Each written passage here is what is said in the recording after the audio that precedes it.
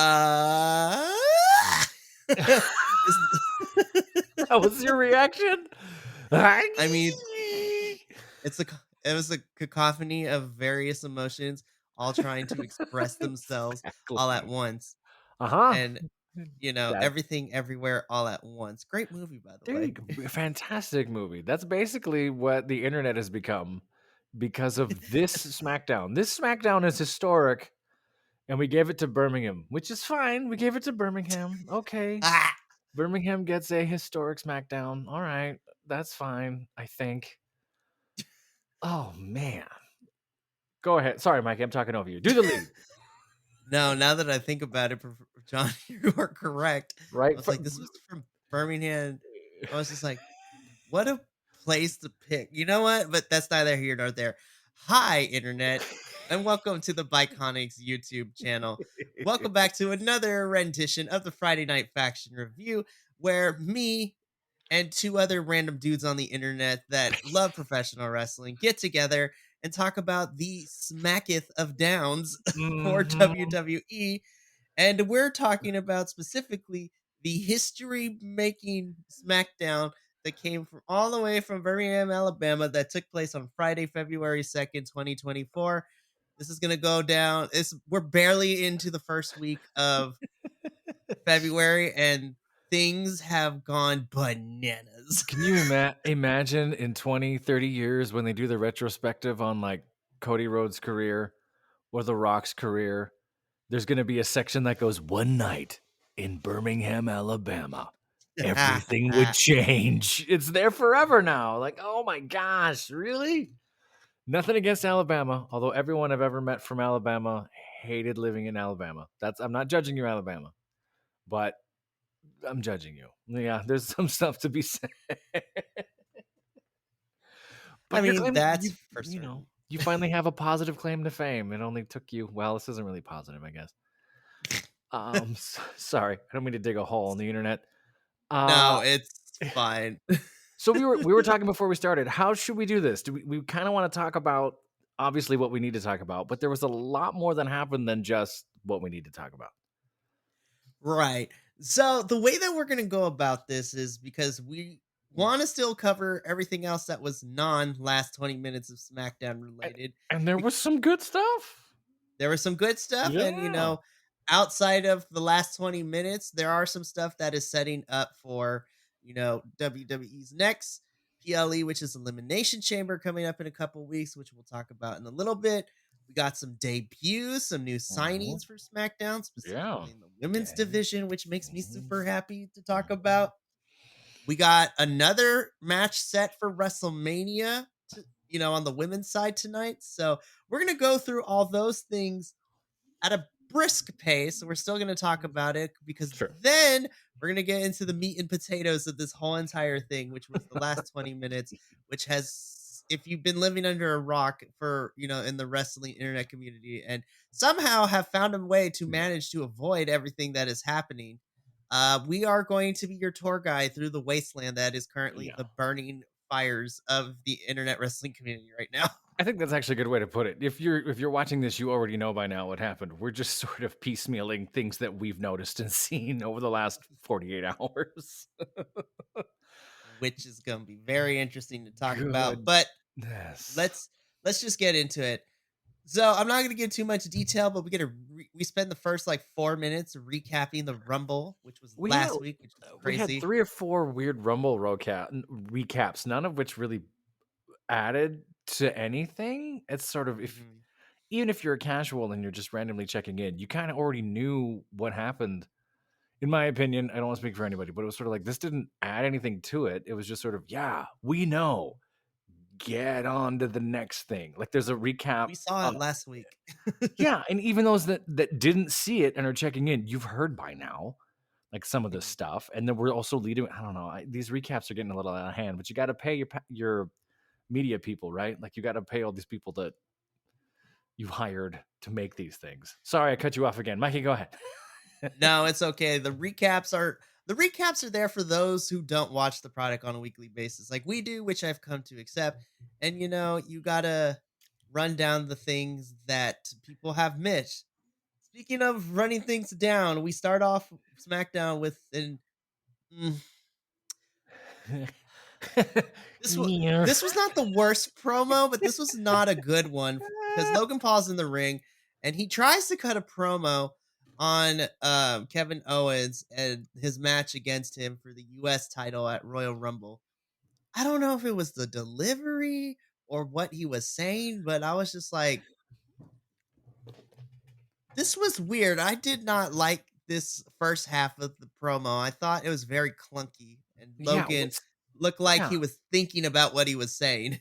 I think it and this is kind of what I've noticed with a handful of social media stars that turn into other mediums. If if it's all them, they're fine. Like if it's just me versus camera, great. If it's me heads up with somebody else, dialogue, the other promo he has later on in the show actually hit pretty well, and we could talk about that. Uh when it's sort of, hey, go improvise and go be in front of a crowd and sort of do the audience work thing, really struggles. This isn't the first time we've kind of seen this. And I don't know if it's sort of, hey, I'll go out there and wing it, or hey, I wonder if he still goes out there and the moment is huge for him. It's one thing to be on a podcast and have friends and sit in a chair. It's another to go out there and be like, hey, go talk to 40,000 people. Like, go ahead. And I don't know if he's getting heady or what, but yeah, this wasn't his best usage of language. Let's say it like that.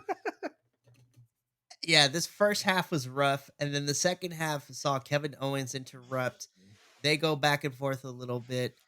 Logan's not going to give KO another shot at this. He had his chance, he blew it, but KO has got his work cut out for him according to Logan, because then that transitions into, before we talk about the first match of the evening, Kevin Owens versus Austin Theory. The second half of this promo was not any better. At No. least Kevin Owens attempted to salvage what was this. And, I want to try to be as graceful as possible. I know Logan, this is still new to him, but there's just something about like awkward interrupting during promos. Maybe it's because I've been trained where when we get wrestlers to do promos, they go back and forth and then they like there's not really any interruptions. But Logan trying to interrupt Kevin and then Kevin like putting him in his place was kind of funny. I don't But know who's yeah, but it coaching was them weird. on I don't know who's coaching them on dialogue and scripts and things behind the scenes. Mhm.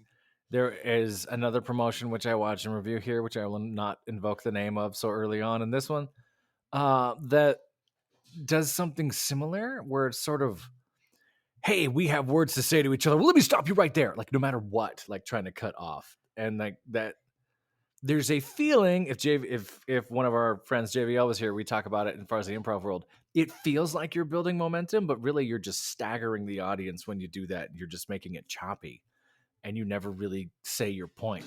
You know who's really good at this? LA Knight, because LA Knight interrupts you at the end of your thought or at the top of your thought, not midstream. You know who was great at this back in the year 2000 and 1999? The Rock and Stone Cold and a lot of the Attitude Era folks found that finesse of that, and trying to replicate it now. It just feels rushed. That also to me, and not to unpack too much because we got a long way to go, it speaks to the preparation behind the scenes and how fast this stuff's going because they don't seem confident in where they're going. And to me, that's a symptom of that. For sure. And that kind of plays into our first match of the evening, Kevin Owens versus Austin Theory, part 25, I guess. 25, Because part 6 of it's 18. Yeah. it's the endless void that we find ourselves. Kevin Owens has been dealing with Grayson Waller and Austin Theory in some form and capacity over Yeah. the last month and a half, 2 months or so. So So are is Austin and Grayson just like hype guys for Logan Paul now? Is that where we've gone? that seems where we've gone with them, which is kind of weird. I know that Grayson and Austin have had their beef with KO since the US tournament to Sure, get sure. to the match at Rumble, but now we're seeming to continue this, which is really weird to see. I don't think this does anything for anyone. And this match was not necessarily my favorite because this is pretty much what we've seen before. But then Logan on commentary didn't make it any better for me personally. I was just I like, you know Logan is bro. I'm like, he didn't Sure. really add too much with it. Which, by the way, we have our new commentary team for SmackDown heading forth. It's going to be Corey Graves as lead commentator and Wade Barrett, and then Michael Cole and Pat McAfee are our leads for Raw now, which is interesting. So McAfee's the Kevin lead for Raw now?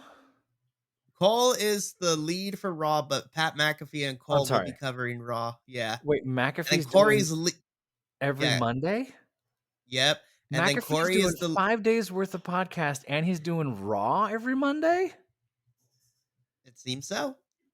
Wow. That guy. That's crazy. I don't even man.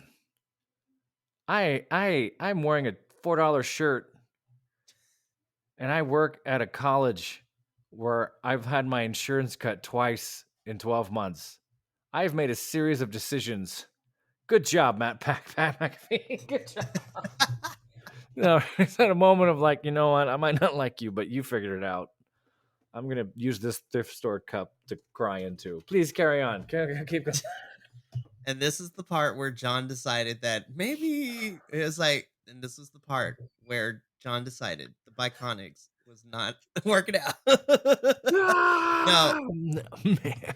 Some folks get everything. Some of us won't. Anyway, continue, Mike. we got, yeah, some of us got to work there, hopefully. But Jesus. I mean, the last thing I have to say about this is that Kevin Owens wins. Logan tries to distract Kevin Owens in the middle Right. of this match. Doesn't work. Kevin Owens picks up the victory here. If not at Elimination Chamber, we are going to get a rematch between KO and Logan at some point. So Mhm. we'll see when that happens. I I I still don't think, yeah, I kind we'll of was see. starting to happen. I'm sure you felt this trope too, and I would love to hear a few folks on the Biconics talk to this too. We have these cheating tropes that come up every few years where it's the chair, it's the belt, it's the ring, he's got the thing, it's the thing. And this brass knuckled one, they were kind of figuring it out. I think they're gonna end up overusing it by the end, and it's gonna get kind of silly, which is unfortunate because you can never win unless you have the thing, and meh. Um, I wish they would paint them a better paint of chrome instead of the obvious plastic that they're using. Like, come on, guys. I actually didn't hate this match. I think they worked really well together, and I like watching them.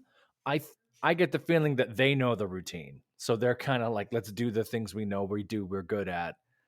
Um, Kevin Owens looks a little bored. Kevin just looks like he kind of misses Sammy. He kind of misses the heat of the way things were going a year ago. Uh, and if and I agree with a few other folks that I don't want to um cross promote because it's not worth it. But I hope that it is a year for Kevin Owens because he's kind of due, in my opinion. He's had these ups and downs, and it's been a little while since we've really pushed him somewhere. That could be where we're going. I think WWE is just trying to cash in on the Logan Paul and the Paul brothers stuff. There was that line about Prime, which was kind of weird that came out of nowhere. You smell awful. I bathed it in Prime. That's delicious. It's like, what are we talking about? That was the weirdest like promotion What is ever. It was so awkward. Oh, I know, It and I have was students that won't drink that so stuff. It's cringe. apparently that stuff is not good, but It was, human. yeah, the whole promo was cringe. This was a serviceable match. It was paint by numbers. Kevin Owens wins. I'm pretty sure we're not done with Logan and KO at some point. Moving on.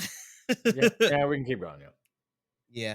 So more exciting stuff. We're gonna throw a couple of these backstage segments together. So Hmm. first, we see Naomi, returning Naomi, aka Trinity, Yeah. come out of Nick Aldis's office, and she has officially signed to SmackDown, which makes me super excited.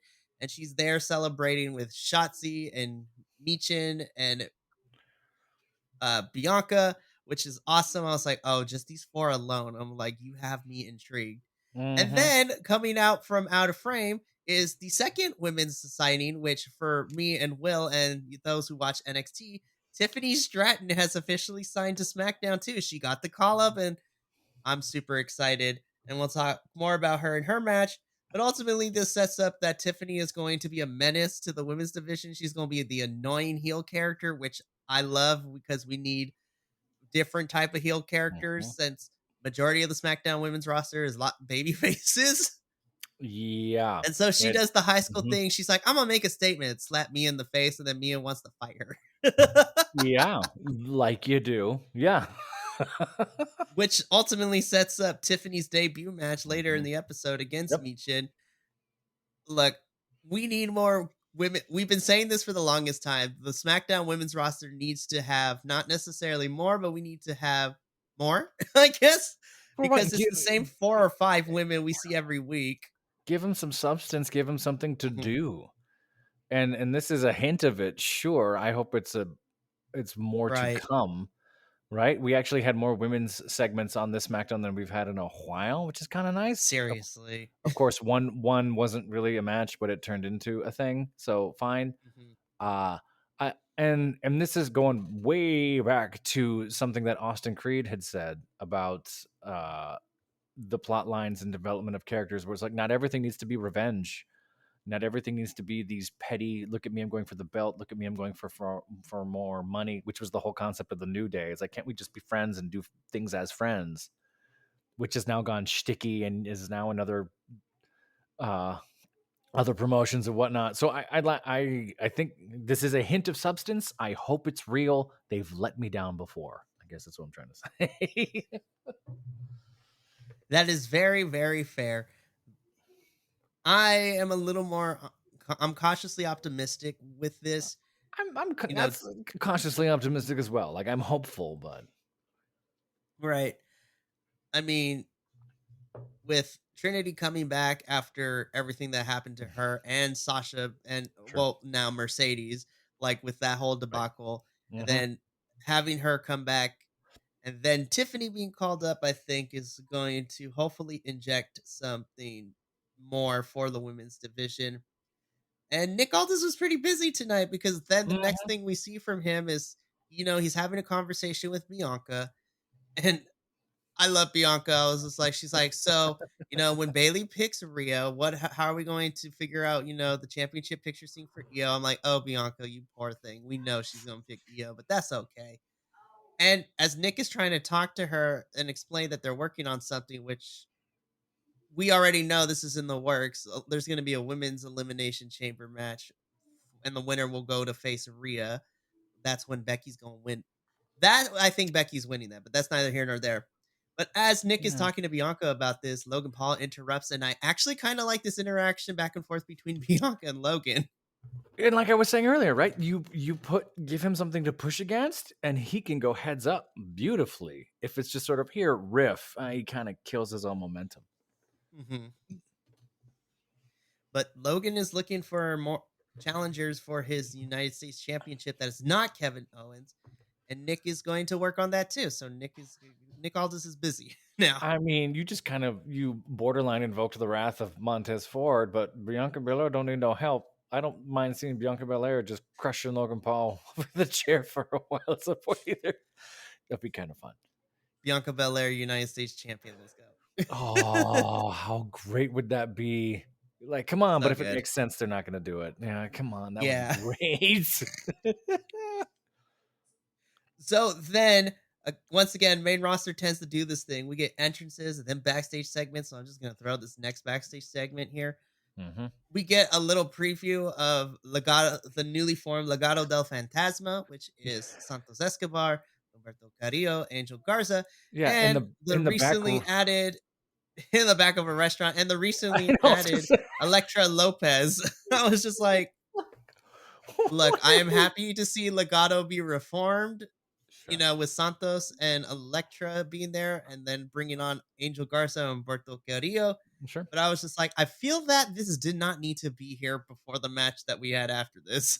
No, I think the timing of it was kind of they could have done that a little better. I couldn't get over the fact that it was just a back room in an Olive Garden. Like it didn't quite have the reverence they wanted.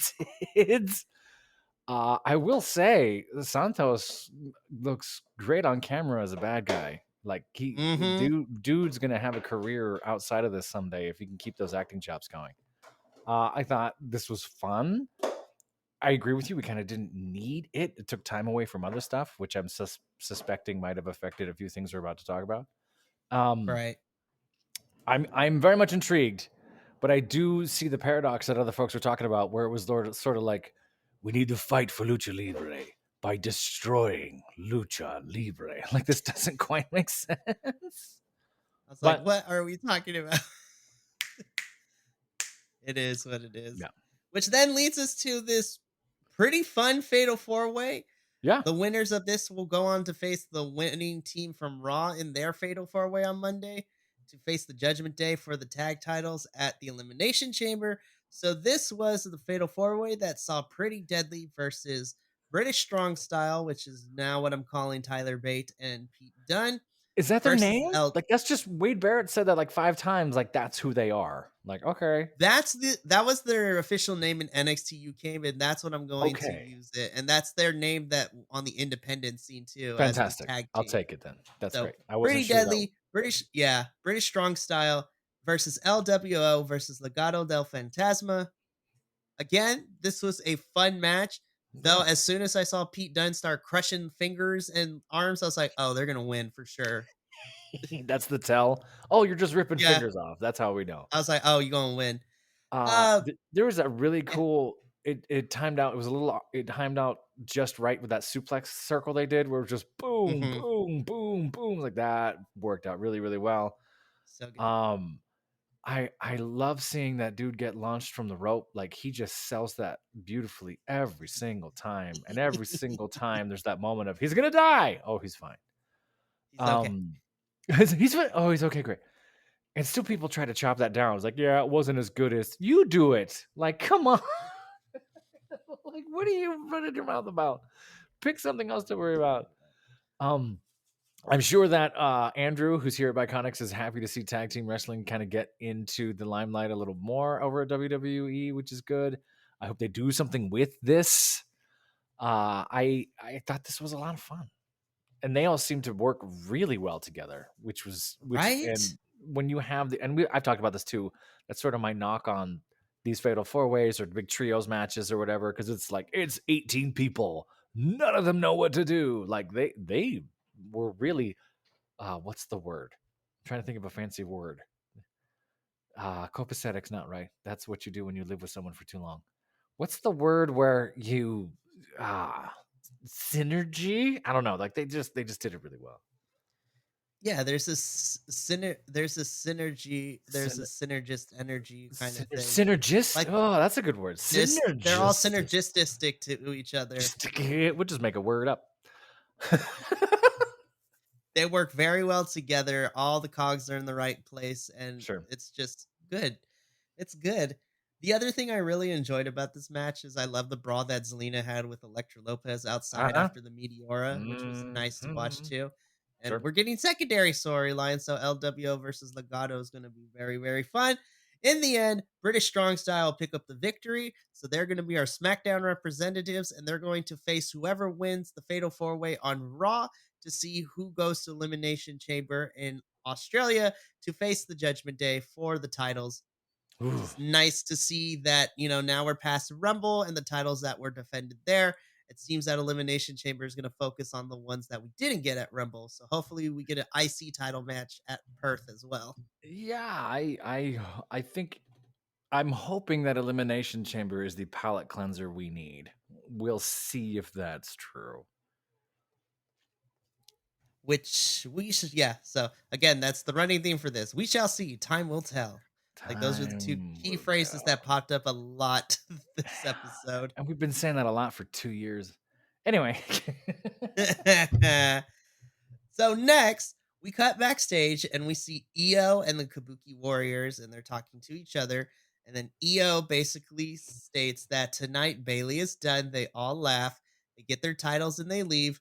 And then this was reminiscent of the Batista thing when he overheard Triple H, Uh-huh. back in the day, talk about this. So Bailey heard everything they said, and I'm gonna kind of fast forward a little bit and tie in the Bailey's thing with this, because then later we see Bailey in the ring being accompanied by Io and the Kabuki Warriors and just Damage Control in general. minus Dakota Kai. Don't know where she was. Yeah, where's she been? I don't know. We shall Mm, see. So Bailey talks about because for the last week or so, she was on Monday Night Raw where she talked about maybe she pick Rhea, and then she had that interaction with Nia Jax on this past Monday Night Raw, and she basically says that she's here to make her decision. She said she could pick Rhea, and she lists the reasons why, but sometimes you gotta make people think. Sometimes you gotta make decisions that come from your heart. Sometimes you got to make decisions even if they don't make the most logical sense. And Adam Pierce and Nick Aldis were also in the ring at this because Bailey would need to pick whether she would go after the Raw or SmackDown champion. And so when she kind of gears this up and slowly, gets into this babyface turn that we get in this segment, she turns to the Black Lotus Triad, as I calling them. ooh, Which is yeah, their original, yeah, name back in New when they wrestled in Japan. sure. Bailey calls them out and she says, "Are you done laughing at me?" And then she says in Japanese, "Am I a joke to you?" Which is what is translated. I was like, "Yo, Bailey, Duolingo is doing wonders." Because listen, the weirdest things, I'm a big sucker for pronunciation. Like, even if you don't speak the language, if you would make an attempt to pronunciate it the way Sure. in the native language, you get bonus points for me. That's why I get mad at like some other commentators and other companies, especially when it comes to foreign names. I was like, just it's not commander, it's commander. Like, come on now. I was like, listen, if the white guys here at the Oh. Biconics do a better job at this, professional commentators can do that. Yeah, like on another promotion where there's one gentleman who just says things out loud and it doesn't make any sense. That's a Kubata Bushi. What did you just say? You're not even trying. Go Sit tight. home. I have a love for Japanese. I never learned it like I should have. My uncle and has been in Japan teaching English since the early 80s. My auntie's Japanese, so I have was raised around elements of that culture from time to time. It's such a beautiful language, and to just hear it, I have no, I only know a word or two at a time. But when you say things in Japanese with fervor, it's gorgeous. I thought that was a lovely touch for sure. I kind of wanted more. It was a hint of what I felt we should have had.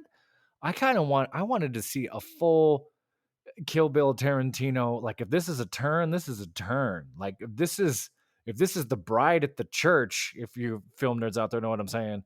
Like, this is the heel turn. I think they tried to do a little bit too much of an homage to Batista. I think it should have. I don't hate that Bailey overheard it. What I hate Mhm. is Bailey sat there and watched and didn't react then. And there's just this moment of like, that's an opportune moment. You just kind of sat there. I don't believe that theatrically. If she had like overheard on a hot mic, or if she had overheard in a different way, or she replayed, like, I would have bought that more as opposed to just, I'm gonna walk into the room early.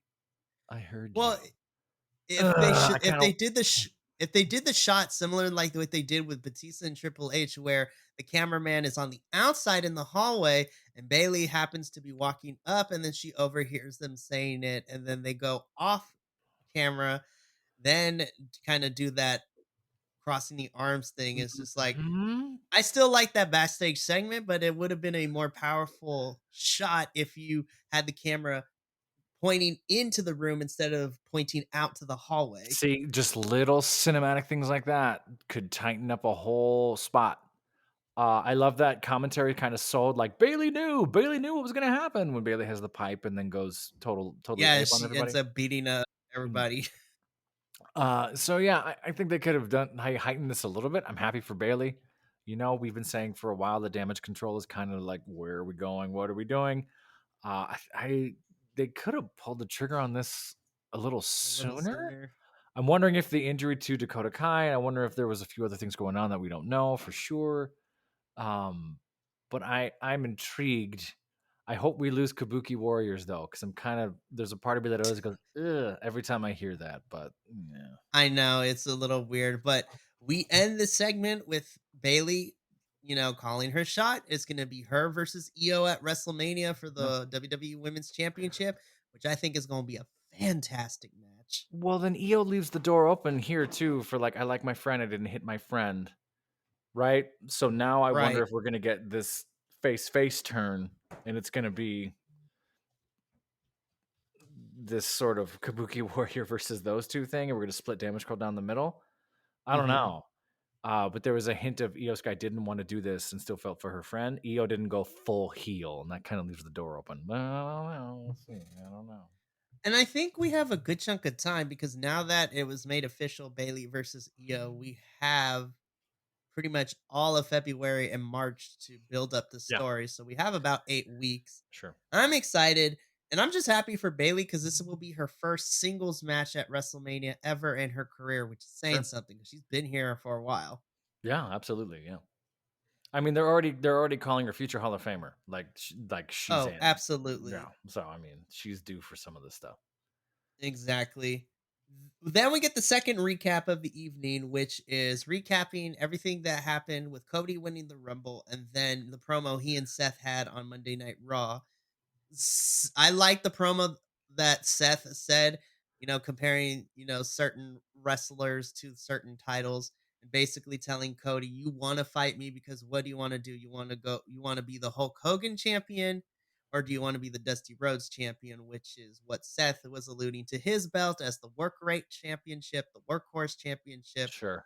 and Roman is the Hulk Hogan, champion. Just you don't care about anything else or the prestige of wrestling, which we're going to talk about it because Roman took some shots and there was a massacre, which we'll talk about when we get to the end. Yeah, it was Because rough. I have words for Roman. It was crazy, but which then reminds us that Cody's making his decision tonight of who he's facing at WrestleMania. So we'll Sure. get to it there. Then we get the weirdest thing happening. So we were supposed to get a six-man tag team match between the Final Testament and the Pride. It didn't really even start because there was just shenanigans for the jump. And then a random appearance from BFAB. Don't get me wrong, I love BFAB. I love Sure. that we're potentially adding her in here, especially since if we're not going to get Bianca to be a part of this, like a lot of people want, I think BFAB, who has been working, improving herself, and I like her aesthetic and everything. Mm-hmm. This match doesn't really get started, and you know what? BFAB is joining to even it out. Not since Final Testament has Scarlet, we have to put a women's wrestler for the Pride. Uh, I we didn't even get guess. started with this match. Had we got like maybe 5 minutes and then everything that happened at the end, I would have been like, I still didn't like it, but you know what? It's okay. We didn't even get this match started. No. We this was like just sort of 5 minutes of make something happen. It's over. I Mhm. thought we were going to come back from commercial break and maybe see something. Nothing. This was just dropped on its head. I feel bad for all of them. This was bad booking. Yes. Like this was just Th- awkward. Any momentum they could have built was just nerfed. They had none chance. I'm And I'm just starting to. like, you have so many fun people in here. Yeah, and I know we've gone back and forth on Carrying Cross for a while. I kind of like this version of Carrying Cross. I wish it was a little more Doomsday, but that's just me. I and you're just kind of muting them all the time. Even Bobby Lashley and the Suit Profits, like you're not giving them any runway. You're just kind of toting them out there every now and then. What are they fighting for? What are they trying to get? What are they trying to do? Other than just, hey, I'll fight them. Hey, like they're floundering here. I'm going to say this. I don't say this phrase here a lot. This is sort of mid card purgatory. Like this is getting stuck on purpose. Like they're being held here. It's tough to watch. I feel for them. Yeah, this was tough, and I want good things for everyone involved. Again, like I said before, for me, this is like the final. So far, it's not working out, but I feel like this is do or die for carrying Cross right now because otherwise he's just gonna be stuck in here. And they're not doing him or Bobby Lashley or anybody else. They're doing them a disservice with how we're booking this, and it Yeah, frustrates me because I want to see something come from this, but we haven't really even got started with how we're yeah. doing this. So, Mm-hmm. oh my goodness. So we then go backstage. Nick Aldis, like I said earlier, is a busy boy. This time He's in the middle of trying to sign Braun Breaker from NXT to SmackDown, and then Adam Pearce rears his ugly little bald head into the conversation and is trying to mess things up for Nick by telling Braun, hey, you should come to Monday Night Raw first before you make your decisions. So Braun's like, I'm gonna go Monday Night Raw. I'm gonna hold on to the SmackDown contract and we'll see what goes. Nick and Adam Pierce have a little bit of back and forth, like, what are you doing? This is my show. You need to stop ruining things. Adam Pierce is like, I'm only doing what you did to me.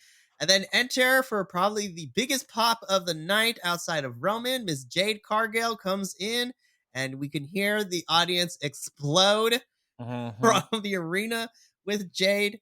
And so Nick is trying to sign Jade to SmackDown. Adam Pierce tries to do the same thing he did with Braun, but Nick shuts it down. And so then we see Nick talking to Jade as the backstage segment goes. Ultimately, I think Jade should go to Raw only because I want Bianca versus Jade like really badly. And I think Yeah. Jade would fit better on Raw than she would on SmackDown. But regardless, Nick Aldis and Adam Pearce are still fighting, which I actually kind of dig that we get general managers actually fighting.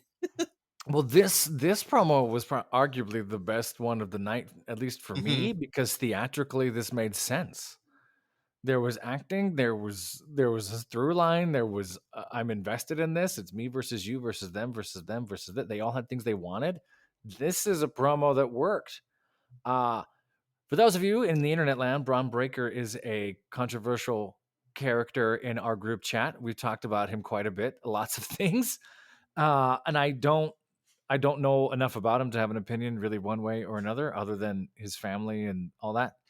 But yeah, I liked this. This went somewhere. There was a reason to watch this. Now I am intrigued. This is when promos work. I kind of love having the managers bark, like you were saying. Like that's kind of fun, and that gives just a little bit more of an element of the soap opera of wrestling that we enjoy to see. Was and we continue to see things that I enjoyed because next we get Tiffany Stratton versus Meechin. This was a quick 7-minute match, which I feel that this is a pretty decent length for a debut match from somebody from NXT on the main roster. For a women's But match on WWE, that's a lot. That's great. I thought this was a really fun match. It was. Michin did get some offense in, but Mhm. ultimately this was showcasing to those who don't watch NXT what Tiffany can do. And Mhm. Tiffany is the whole package for me. Her entrance is very fun with the Malibu Barbie house graphic, which is so good. And She then was the great. picture was taking photos of her during the entrance. Mhm. And I will stake my reputation as a wrestling fan on here. She has the prettiest moonsaults, the best looking moonsaults, of just how effortlessly it's looked, and it is better than Charlotte Flair's. I said it. Sure. You're probably not wrong.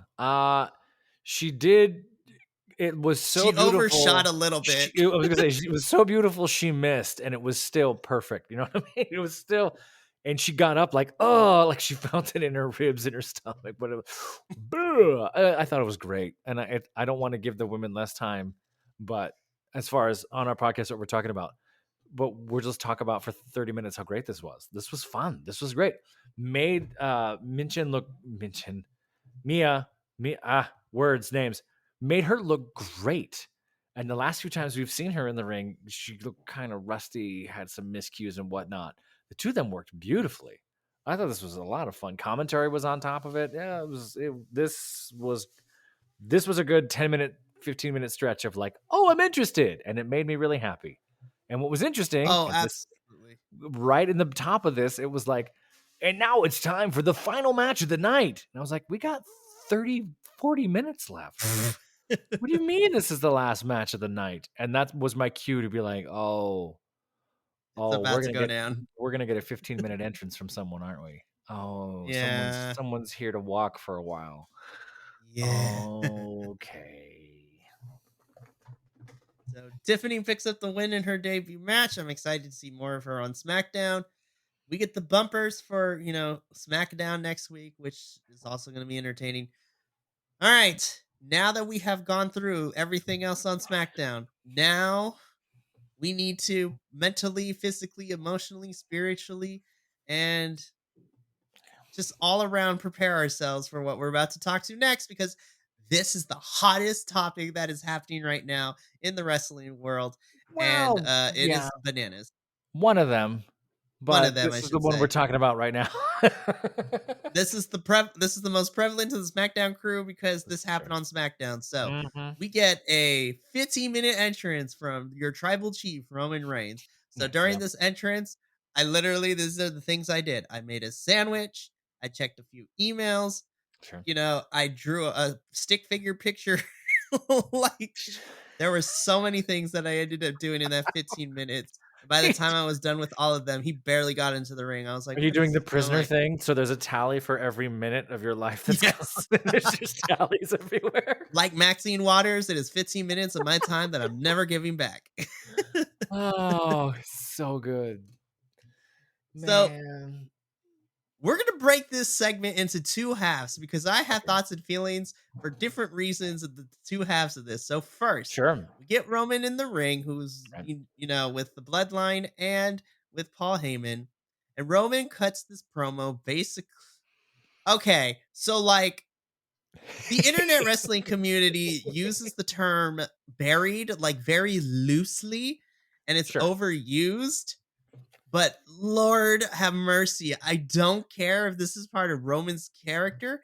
He shot heat seeking, not even taking like pop shots. Launched heat seeking nukes at Seth, that World Heavyweight Championship and Monday Night Raw all in one go. I was like, Jesus, Jiminy S. Christmas, bro. Like, that was hardcore. Yeah. And I'm not over exaggerating. So, the key points from this, you know, first, he starts off by firing nuke number one. Let's talk about my little brother, Seth Rollins. No response. Exactly. No pop. No I was pop. like, oh shit, we're going to go there, aren't we? Which the crowd by this point was in a very strange place. Uh, Yes, it was I so weird. and I and you kind of felt this throughout the night, not to talk about the crowd in a moment like this, but as you noted, they played a part in this. It's not like a Savannah, Georgia from a few weeks ago on another promotion. Like they were there and they were listening, but Roman was smart. He did like everyone was like, "Where are you going with this?" And he played it as, "Oh, you don't like him? Great, no pop." Boom, and just kept going. It's like, "Oh, that was Yes. cold." So that was that was Ooh. nuke number 1. Then nuke number 2, he talks about, the difference between him and Seth. And it's just like you can make Seth Rollins money or you can make Tribal Chief money. Nuke number 2. Well, yeah, the working champ. You defended all these things. I work. What do you say? I work less than you and make 10 10 times more. times I don't know what that more. was. Yeah, something like that. So And nuke number 2. what a way to gaslight and spin that argument to be like, you never defend it, you never work, and be like, yeah, I don't have to. I make more than you do. Like, Yes, that was that's such a intense. Hulk Hogan line to say. Like, oh, anyway, carry on. Then Roman gets into probably the most questionable for nuke number 3. He's like, Seth, you can't dress in your wife's clothes and call yourself the man. I was just like, nuke number 3. I was like, that's kind of, I don't want to say anti like LGBTQI kind of coded, but damn. And walked the line, right? That was sort of a weird, like, I'm making fun of you, but not making fun of you, but making fun of you, but not. Because I don't think Becky would wear any of those things. Except Becky's like, maybe Seth Rollins' "Uh, entrance to WrestleMania because I wanted that red coat of just I mean, how that's fair. crazy it was. That thing was kind of fire. It was. Just great shots. And part of me, you wouldn't take those digs unless you genuinely had a history and knew that person, right? Which we Yep. know is true. So it's sort of I wonder if and this is behind the scenes and we'll get to what we need to talk about. I wonder if Seth threw what Seth threw out there on Monday, like, oh, I know he's coming. I know he's coming Yeah. for me. I know, like whatever the text messages were, like, I'm coming for you Friday. Oh, you better not let me off the hook. Like, the way friends needle each other. Uh, No, and I'm pretty sure both of them probably like, all right, so this is what we're gonna do, and it's gonna be great. sure. And then to And John kind of wrap up this, and John yeah, Moxley's on the group chat going, "You better crush him for that." I love that. So to finish off this first half, the last two nukes that got fired is that then Roman goes into making fun of Seth's injury by pretending to walk with a hurt back. So But he good. did put Seth over kind of a little bit. He's just like, you have a champion who injured himself trying to carry that show on his back. And Mhm. can you actually believe in a champion that walks like this and then proceeds to do like Mhm. the old man, my back skit? Oh my And then the ultimate, like, final code into the ultimate nuke turns his attention to Cody before Cody comes out and says, Cody, you have two options. You can either go and be the best for the number 2 championship, or you can try to do your best and come after the number 1 championship. Your choice. And then that ends Roman's part right there. Sure. I had to pause as soon as that was open. I was just like, I gotta process all this. Holy shit. Just some great lines. And Roman, Roman is a figure that's kind of torn the Iconics for various reasons and work. Yes. On the mic, though, always brings it on the mic and the acting of these segments. I've never really said anything bad about Roman and Roman's work in the character of the Roman Reigns. Wild. But there's this huge peak here, and you're right to pause it here because from here on out, it's like a different director's cut. From here on out, it doesn't make any sense. So let's get into what has a lot of people up in an uproar. So as soon as Rowan finishes, then this is where Cody's theme plays, and Cody comes down to the ring, and basically Cody basically talks about what we've been talking about for the last year, in terms of, you know what, Roman, I was just like, winning the Rumble back to back is important because very few people have won back to back Rumbles, and it's only an exclusive club that includes the likes of Cody and Stone Cold and Shawn Michaels that have been able to win back to back Rumbles. And essentially, he runs down, he's like, Roman, me and you both know I had you dead to rights at last year's WrestleMania. Had it not been there for interference, I would have beaten you. I know it, they know it, and more importantly, you know it.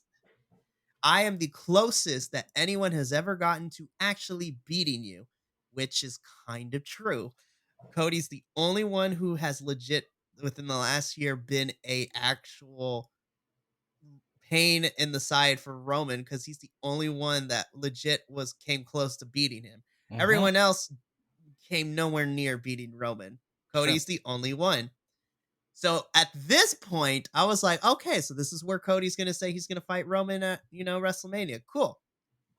And then he said the line that was the inspiration for the meme on our social medias that I sent you guys to.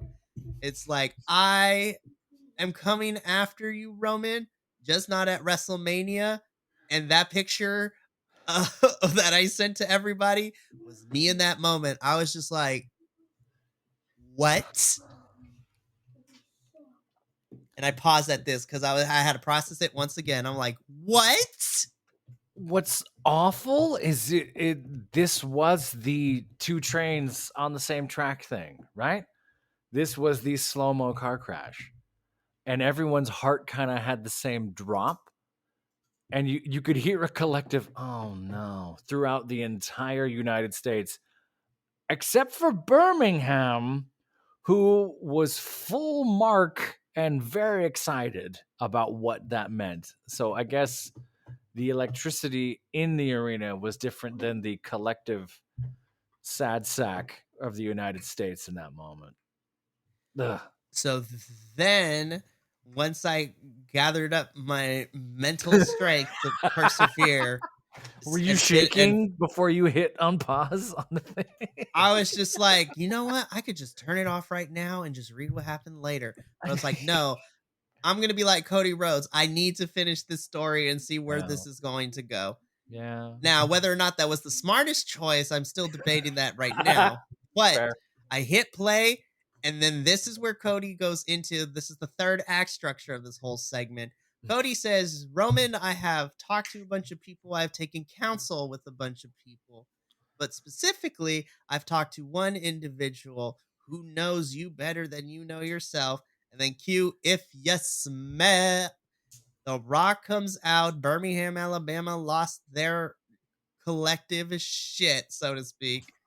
Rock comes down. Then this is where the most heartbreaking scene happens to me. Rock gets in the ring. Cody's there, gives a handshake to Cody, who's trying to put on a brave face. And then when Rock pulls in Cody, I don't know what Rock said to him, but then there's that like picture that's going around the internet where you see Cody's facial expressions change from trying to put on a brave face to absolute heartbreak for a brief moment, Oh, and yeah. then steps out of the ring. I tried to do I I was Go ahead. so heartbroken for Cody in Oh, this absolutely. moment, and I was just like, I'm not even mad. I'm just like, I'm more concerned about Cody and how his emotions and his heart is dealing with right now. Obviously, he's a big boy and he's gonna get past this, Sure. but I felt for Cody in this moment. So, we will speculate about this Scarlett Johansson, Bill Murray Lost in Translation moment for the rest of WWE time, right? It There's some folks saying that, The Rock invoked the name of Dusty and said, "Hey, your dad this, your dad that, thank you, this, that." It could have been good to the company. It could have been a subtle thank you. It could have been a drink order. It could have been various other things. It's hard to overlook the company man angle, right? Because the Dwayne the Rock Johnson has always been a company man. It's really hard to not see a passing of the torch to another company man, in my opinion.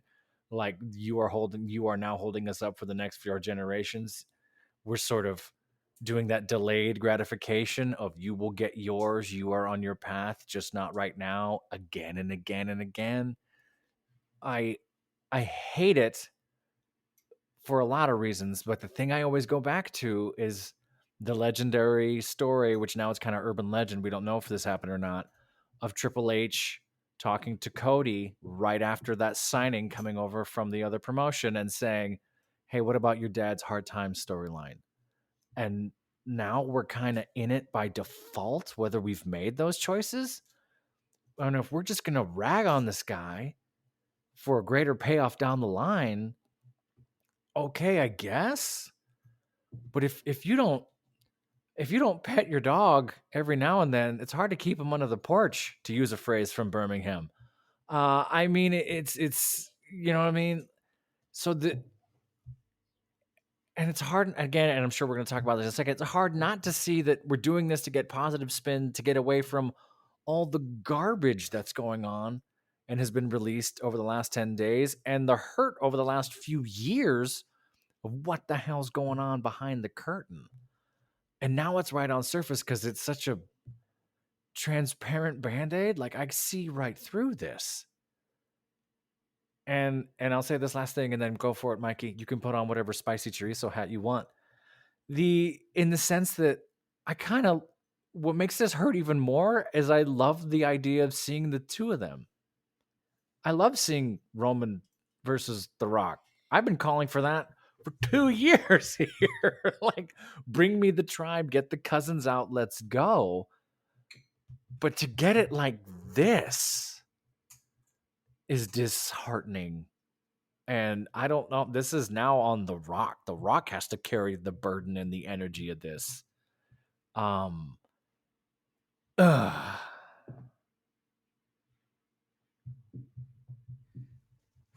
Okay. So, Go for it. just to kind of wrap the segment and then we can talk more about this. So, as soon as Sure. Cody leaves, we end the show with Roman and Rock just having a stare down as the show goes off the air. And then we come to find out on social media later that we're getting a press conference this upcoming Thursday in Vegas to talk about WrestleMania, which, we here at the Biconics will report anything that is important. So we'll go from there. So, you know, I've had 2 days to sit with this, and thinking about everything. I made my memes. I had conversations with some of the other Biconics boys. Like I talked we all about we this all with cope in different ways. I talked well, I mean, I talked to Adolfo about it last night when we did before we did Rampage review. I talked to Luis this morning about it before we did our Collision review, Oof, and then I would love to hear what the Luis thinks right now. my goodness, and we briefly talked about it. So I'm gonna echo what the same thing that I told Adolfo and Luis over the last 2 days. I'm still very torn about this. On the one hand, I think Roman versus Rock still it has the potential to be very entertaining to watch. Yeah, You know, I think it's going to be very entertaining. But what hurt, I'm not even mad like some people are or even frustrated about this is what we're doing if this is the ultimate plan. I think I'm more in the camp where I'm feeling for Cody Rhodes to come back to leave AEW and to come back in here and to literally be one of the poster children for WWE main roster for the last 2.5 years. And Cody has been so behind getting WWE out and doing all this work. He's one of the few big stars that actually does the house show circuit. Like, mhm, he is not above being a big time name and not putting Cody has got since coming back the last 2.5 years has gone above and beyond for WWE. And I think what saddens me is he puts in all this work and then he has to wait just a little bit longer to get that reward of doing the right thing and being the person. Cody is a businessman, and so he's not going to sure, step in the way of, what's going to be a big draw and make the company money. But from a fan's perspective of following a person's journey, having to interrupt the gratification of Cody finally getting to do something and complete not just his story, but this is a whole generation of Rhodes storytelling from his sure, daddy, from his sure. grandfather, culminating into him finally be able to do the one thing that his ancestors could not and win the title that has eluded the family. Kind of just take it, excuse my French, but it take kind of takes the winds out of the sails, the piss out of the boot, whatever saying you want to use. But Piss out of the boot. listen, my grandma has some weird sayings, and I'm invoking the Grandma Liguillo because I was Can I just like, borrow that this from your grandma? That's a good one. Thank you, do grandma. it. That's great. Seriously. It just That's makes me fantastic. sad. So that's one half. So let's discuss that and I'll tell you my other side. Sure, and I part of me, and when you and I talk writer's hat, right? You're doing this delayed gratification to keep the audience engaged, and in doing so, and in the wake of that, you're screwing Cody Rhodes. Let's be real. You brought Cody Rhodes in here. You put the tagline of his story in his music. There's more than one wrestling family legacy. One, there's more than one, and it's a call out to this. The folks that are from those generations and knew that what was going on, who followed his dad, who followed his brother, who following him. Uh, so again, like I'm just kind of echoing what I said earlier. To put him in the company to do this to him is super hard. And this is one of those times where I what would I do if my boss where I work walked in one day and said, "Hey John, I know the students love this class. I'm going to teach it for the last 10 weeks, but in a few years you're going to be the head of this department. We're going to pay you the same, but you don't get to do the thing that actually makes you want to do the things you do. You got to watch me do it. You'll be around and they get to talk to you, but you're not going to get any of the credit until a few years from now. But when that happens, you're going to be the head of the department and you can do whatever you want then." Even saying that out loud, part of me goes, ugh, like it just feels gross. Like there's something gatekeepy and not fair. So I don't know what's going to happen here. Eh, uh, it's not even fair to say written into a corner, which is a phrase we use here all the time. We're sort of on a path we cannot change. Does that make sense? It just feels different. Ugh. It is. And then just to briefly wrap this up, the other side of me is I'm more open to see where this leads because we have 2 months to build up this match until WrestleMania. Sure. My only non-negotiable and what's gonna turn me off of this match completely is if we get an announcement that this is for the title. I I would rather have this be something Hmm. for something intangible, like the head of the table spot or the legacy of, the dynasty. Yeah. Like, if that is what's at stake, then I am more than willing to put my personal feelings aside because then you can tell The Rock and Roman we're gonna fight to see who truly is the head of the table, which Yeah. I feel is a little too late. This is three and a Yes. half years. This is 3.5 years into the tribal chief character. We could have did honestly, I said we could have had this match last year. Hmm. Honestly, we could have had this match happen literally in the Rock's backyard of Hollywood in Inglewood, California. I feel like we talked about this a year ago where it was like Hmm. get the whole family out there, make it an event, make it a ritual. I'm gonna say this And again. if Get Rikishi in there. Get the family that's living and surviving. Fly them in, put them on the ramp, give them fancy chairs, make them look down and watch. The time to do it when it was Jay and Roman, but you botched that, whatever the hell that thing was. You have I Jimmy, purged who's SummerSlam from my memory. I know. We all sat here angry about it. You have Jimmy, who's the prince in waiting, who doesn't want it, and you have Solo, who's a warrior and an enforcer, who also kind of seems to not want it, or has glimpses of what would I do with it. You have the epic journey. You have the I'm gonna go teacher on you. You have the Joseph Campbell hero with 10,000 faces. It's happening right now. You just kind of took the hero and usurped him from the story. So now you're putting The Rock in as a conduit for the story that might you got to do a lot of work in 8 weeks, 7 weeks. I agree with you. I don't think it should be for the title. It should be for the head of the table because then Right. everyone's strong. If it rocks the head of the table, you got to answer to me or get out. And then it's Roman who still gets to break all these records because we're on that path for some reason. Um, because if The Rock takes the title, which I think we're going to talk about next, if The Rock takes the title, how do you get it to Cody? It doesn't make sense now. So let's briefly talk about that, and that's why this is why this match not being for the title is my non-negotiable. Because if it is, then I get worried because then again we take a lot of these reports with a grain of salt until we get more information and confirmation. But my biggest fear is that Rock versus Roman happens at WrestleMania. It's for the title. My biggest fear is Rock so if Rock wins this title, and I'm using this man's name as a verb, but if Rock ends up Hmm. winning that title and then, holding on to it for whatever reason, for me personally, and this is going to be blasphemous to the wrestling community, with Rock pushing to be allegedly pushing to have this match at WrestleMania, and then if he ends up winning, the Rock's legacy is going to be under so much scrutiny, and all the good work he's done in the past may come to a breaking point.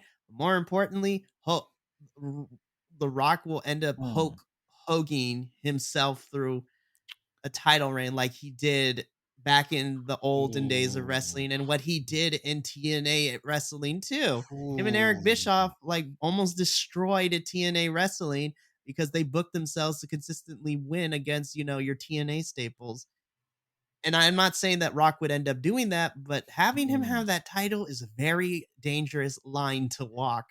Fascinating. I didn't think full rock legacy and promotions in the wake of that. I focused more on immediacy. I I could see a potential for that, sure. What kind of did Hogan in, and now we're just going full off the cuff opinion, was that Hogan in the late 90s was just a bad person.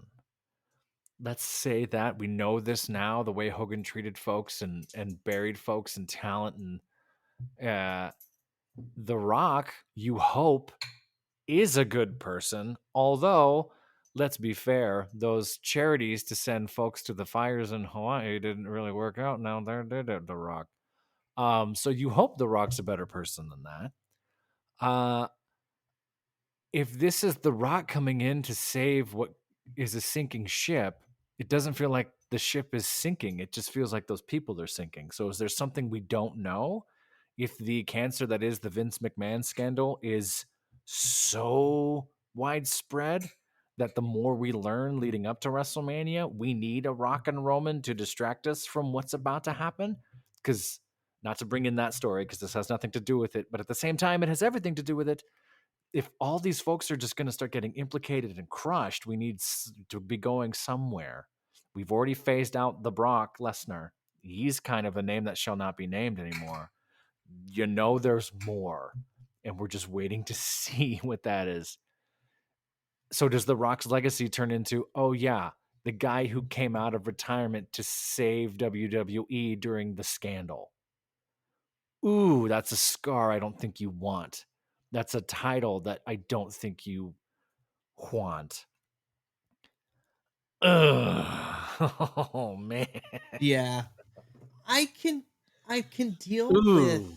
I can deal with, like, what happens in terms of, like, roster-wise, like, who goes up against The Rock if he wins the title, like, that's something I can deal with. Sure. My big worry for The Rock himself is because once you get a label stuck to you by, the court that is the general public, it's really hard to shake that off no matter how much you do, because people will only remember that one big like blight spot on your whole entire thing.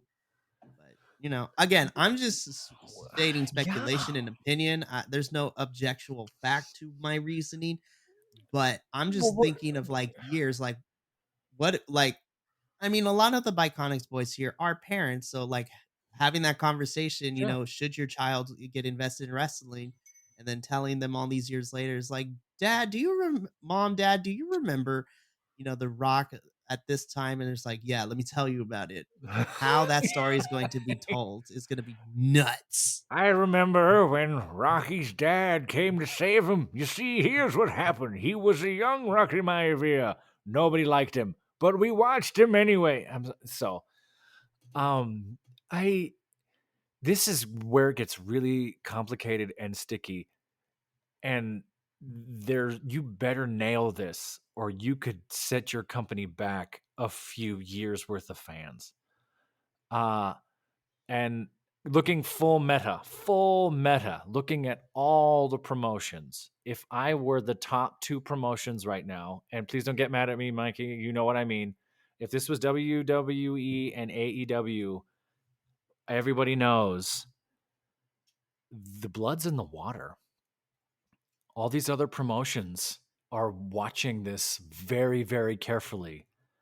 And if there's a slip up at the right time, at the wrong way, and the right this, it makes sense why all these deals were made before this happened, right? The Netflix deal, some of these other TV deals, right? Because we're going to take a risk quickly and kind of leave the door closed for anyone else. But if I'm TNA, Impact, anyone else, I'm watching very carefully to try and slide my way in there and go, hey, do you want something that doesn't have drama? Come over to us.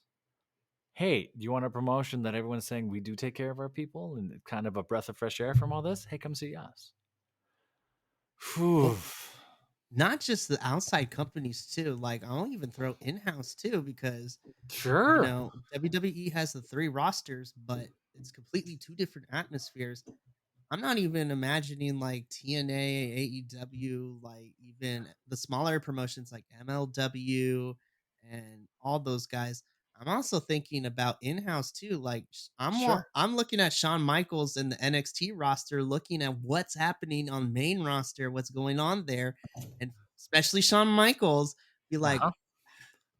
I'm not sure. I'm gonna watch see how this happens because I'm not about to send my kids up to main roster, if this is what we're gonna be dealing with. I And said obviously th- Sean, yeah. I said this a year ago at the Great American Bash, and I've only watched NXT like 3 or 4 times since, but I've said this at the Great American Bash, and I made a joke about it, and I said, hey, Shawn Michaels, if you wanted to have a mutiny and you wanted to do your own thing in your own city with your own talent, with your own people, there's the potential here that you could, sever and do your thing.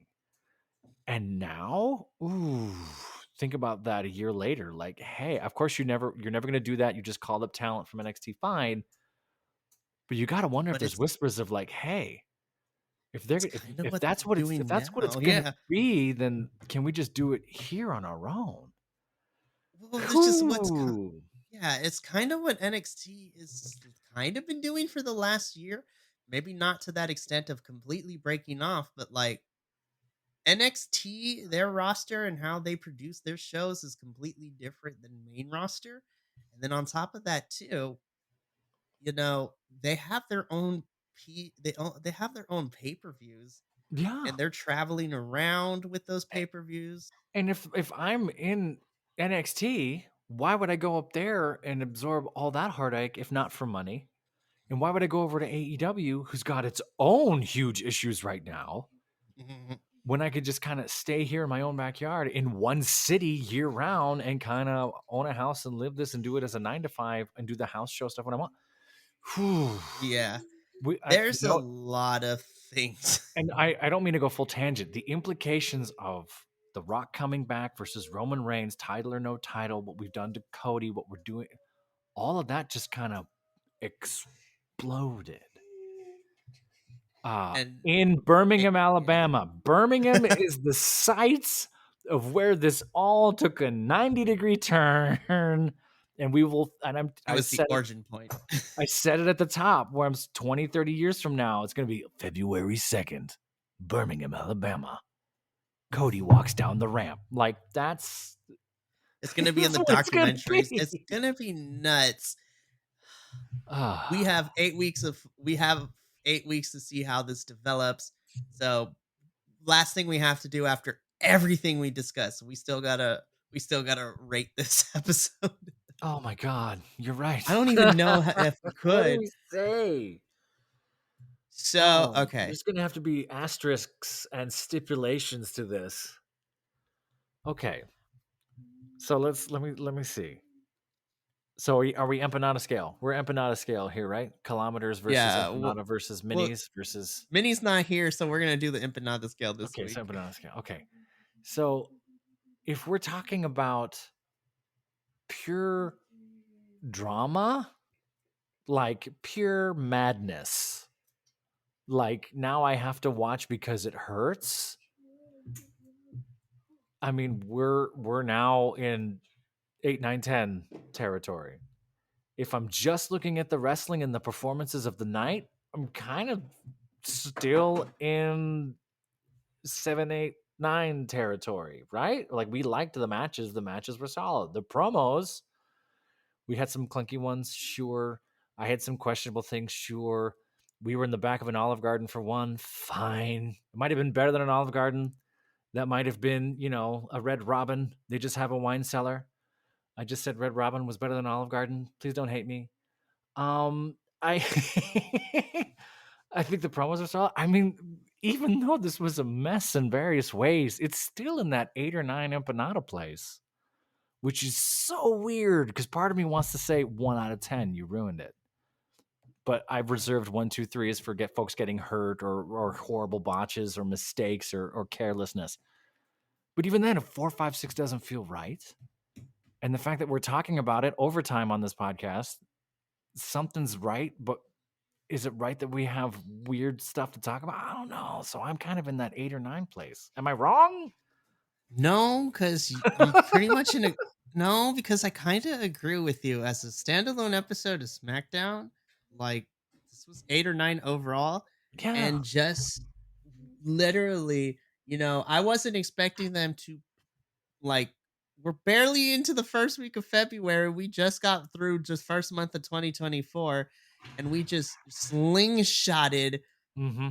the craziest time that is going to be for this build for WrestleMania. And this is going to be a very interesting 2 months into I WrestleMania mean, builds because what do you do at Elimination Chamber now? because Elimination Chamber, like obviously we talked about the tag titles are going to be on the line. I'm pretty sure we'll get an IC title match. Sure. We're definitely building our way towards a women's chamber where the winner goes on to face Rhea. Uh-huh. But then I'm thinking, with Punk's injury and everything, what do you do for the men's chamber? Which when you go watch that injury, like, I felt awful for him. Say what you will about Yeah, CM Punk, but as a workers, dude's great, and watching that and seeing that and now knowing that and watching the end of that, it's like, oh, another heartfelt, like, "Ugh, man." it it was, and Maybe this isn't empanada scale. Maybe this is like burnt empanada scale, or maybe this is like discount empanada scale, or like maybe this isn't, um, not there's to a do this. lot. There's a lot here. Oh man. But yeah, I think we're right to say it's somewhere in that 8-9 wheelhouse, right? Yep. And I don't think we've ever had a 10 here on SmackDown. But as far as drama, even the Rock's first appearance, what was that? I guess almost 2.5 months ago, right? I guess. That wasn't Mhm. even a 10. That was still sort of a oh my god, he's here thing. So, if anything that you take away from this review, all you Biconics wrestling nerds out there, me and the professor are gonna watch things unfold, and we're just gonna be considerate about what ends up happening from here. And ultimately, we're gonna have to wait until WrestleMania is over to kind of do it. That's the episode for April. We're gonna do a deep dive of the build up Whoa. to all this. And honestly, it alienates some of our boys because they don't watch WWE. But I was just like, we need to do a special WWE boy podcast episode where we review everything that led up to WrestleMania and that WrestleMania is done. And How this did it Smack turn out? and this SmackDown is a example of why some of our boys here refuse to watch it, and I absolutely agree. I totally get I it. can see their points. Totally get it. Because there's a part of me too that's like, "Well, if this is just what you're gonna do to me, then why?" And if you're just going to step over your hardest workers in the names of distraction and this and that, oh, yeah, absolutely why? I absolutely get that, and I understand that. Oh, man. That is going to be interesting. So we're definitely going to plan that. Now I definitely Yeah. want to do that. Have a special where me, you, Minnie, and then whoever else wants to join us, we do an analysis of this story, and this is the Sure. origin point. So I'm going to be keeping a close eye on this developing story. I feel like a wrestling journalist now. We're upgrading ourselves. We're almost there. We're not traveling from spot to spot like we could be, but No, but we're gonna get there. So I'm gonna do our outro quickly. That has been our rating.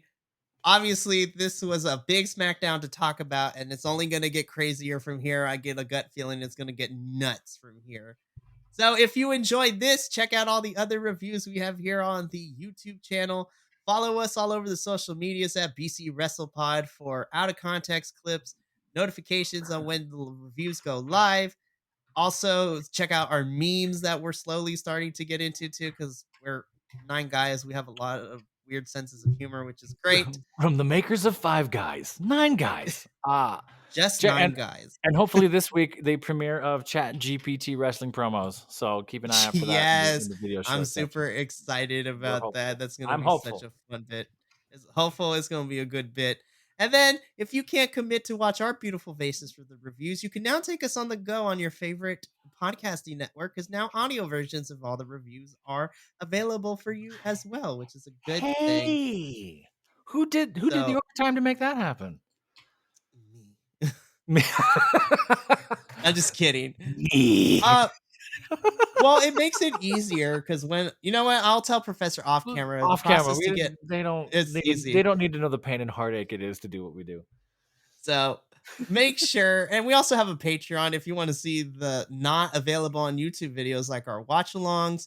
And then if you want to get exclusive early access to videos that are coming up, like me and Adolfo recorded our conversation about this whole entire rock situation right before our Rampage review. And if you want to see that before it goes live to the general public later, you should go subscribe to the Patreon. It's such a good idea. Uh, yeah, I would love to hear you 2 cry into a bowl of soup over that. Yeah. Okay, alright. Yeah.